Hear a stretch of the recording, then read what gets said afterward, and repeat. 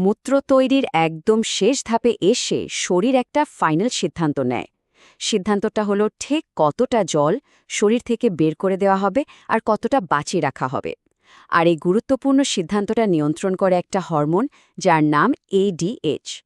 ব্যাপারটা খুব সহজ। যখন আমাদের শরীরে জলের অভাব হয়, মানে আমরা ডিহাইড্রেটেড থাকি, তখন বেশি পরিমাণে এডিএইচ হরমোন বের হয়। এটার সংগ্রাহী নালিকাকে বলে জলের জন্য দরজা খুলে দিতে। ফলে অনেক জল শরীরে ফিরে আসে এবং ঘন মূত্র তৈরি হয়। আর যখন শরীরে যথেষ্ট জল থাকে তখন কম এডিএইচ বের হয়, ফলে বেশি জল বেরিয়ে যায় আর হালকা মূত্র তৈরি হয়।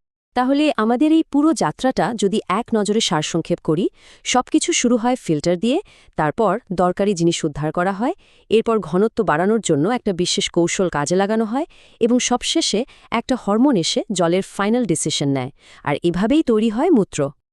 আজকের এই পুরো আলোচনা শেষে আপনাদের জন্য একটা ছোট্ট প্রশ্ন রেখে যাচ্ছি। আমরা তো দেখলাম যে কিডনিতে লবণ আর জল কিভাবে একে অপরের সাথে জড়িত। তাহলে একটু ভেবে দেখুন তো, কেন বেশি লবণ খেলে প্রায়ই হাই ব্লাড প্রেশারের ঝুঁকি বাড়ে? উত্তরটা কিন্তু আজকের আলোচনার মধ্যেই কোথাও লুকিয়ে আছে।